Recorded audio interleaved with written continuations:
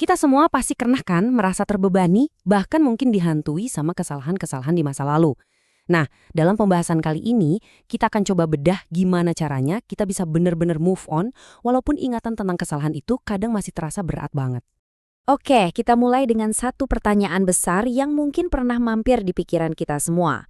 Kalau pengampunan dari Tuhan itu nyata, kenapa ya kita seringkali jadi hakim yang paling kejam buat diri kita sendiri? Aneh kan? Kita semua pernah mengalaminya kok. Ada momen-momen di mana kita menengok ke belakang, mungkin dengan kacamata yang lebih dewasa, lebih jujur dari sebelumnya. Dan apa yang kita lihat di masa lalu itu, aduh, kadang rasanya sakit banget. Mungkin kita ingat kata-kata pedas yang pernah kita lontarkan atau keputusan salah yang dampaknya masih kerasa sampai sekarang. Terus dialog di kepala kita mulai berputar. Kenapa sih aku ngelakuin itu? Atau coba aja waktu bisa diulang. Ini perasaan yang sangat manusiawi dan Anda nggak sendirian. Dan di sini letak ironinya. Sering banget kejadian, semakin kita bertumbuh secara rohani, semakin hati kita dibikin peka, justru kesadaran akan kesalahan masa lalu itu jadi makin tajam. Rasa bersalahnya bukannya hilang, malah terasa makin nusuk. Nah, di titik inilah terjadi semacam perang batin. Di satu sisi, kita tahu ada janji Tuhan yang mutlak, yang absolut soal pengampunan. Tapi di sisi lain, ada perasaan kita yang nggak bisa berhenti menghakimi dan menghukum diri sendiri. Perbedaannya ini jelas banget. Firman Tuhan bilang kita sudah diampuni, sudah disucikan. Tapi realita yang kita rasakan setiap hari, kita masih ngerasa bawa beban berat, masih terus-terusan menghukum diri sendiri. Kelihatan kan, ada jurang yang dalam antara kebenaran firman-Nya dan perasaan kita. Coba deh, sekarang kita lihat baik-baik pilihan kata yang dipakai dalam janjinya. Ini penting. Di sana itu nggak ada bahasa kemungkinan. Nggak ada kata mungkin atau bisa jadi, tapi sebuah kepastian.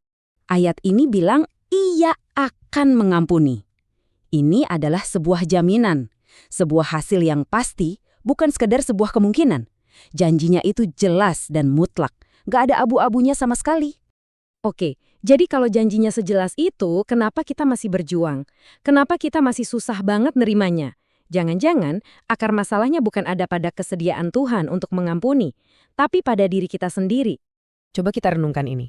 Saat kita terus-terusan memikul rasa bersalah padahal kita sudah minta ampun, secara nggak sadar, kita seolah lagi ngirim pesan ke Tuhan.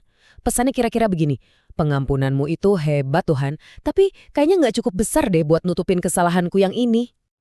Dan ini membawa kita ke pertanyaan yang paling dalam. Mungkinkah rasa bersalah yang nggak hilang-hilang ini sebenarnya cuma gejala? Gejala dari iman yang belum 100% percaya dan bersandar pada betapa cukupnya pengorbanan Kristus di kayu salib? Disinilah letak titik baliknya. Solusi yang tuntas dan mutlak untuk semua rasa bersalah kita itu ternyata nggak ditemukan dalam usaha kita memperbaiki diri, tapi pada sesuatu yang sudah selesai dikerjakan bagi kita. Ini penting banget untuk kita pahami. Pengorbanannya itu bukan cuma buat kesalahan-kesalahan kecil, tapi mencakup, segalanya. Dosa yang paling kita sesali, dosa yang baru kita sadari hari ini. Bahkan dosa yang kita nggak tahu pernah kita lakukan. Semuanya. Dan di puncak penderitaannya, di momen yang paling krusial, Yesus mengucapkan satu kalimat pendek. Tapi kalimat inilah yang jadi fondasi dari seluruh konsep pengampunan dalam iman kita. Hanya dua kata, sudah selesai. Coba biarkan kalimat ini meresap dulu. Ini bukan berarti aku sudah selesai dalam artian menyerah. Tapi ini adalah sebuah deklarasi kemenangan. Pekerjaan penebusan ini telah tuntas. Jadi, apa artinya? Artinya utang dosa kita telah dibayar lunas. Bukan dicicil, bukan dibayar sebagian, tapi lunas tuntas sepenuhnya. Nggak ada lagi yang tersisa untuk kita bayar dengan rasa bersalah kita. Mengerti kebenaran ini, itu satu hal. Tapi gimana cara menerapkannya dalam hidup sehari-hari? Nah, itu cerita yang lain. Jadi, pertanyaannya sekarang, bagaimana kita bisa mulai berjalan di jalan yang baru ini? Jalan sebagai orang yang benar-benar telah diampuni. Kita bisa banyak belajar dari Rasul Paulus. Kita tahu masa lalunya sangat kelam, penuh dengan hal-hal yang mengerikan. Tapi, dia nggak membiarkan masa lalunya itu mendefinisikan siapa dia. Dia memilih untuk fokus pada anugerah Tuhan yang jauh lebih besar dari masa lalunya.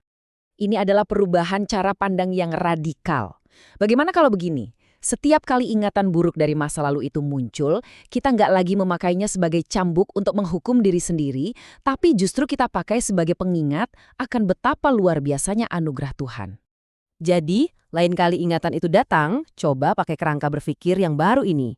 Ingat dua hal. Pertama, wow, separah ini aku bisa jatuh.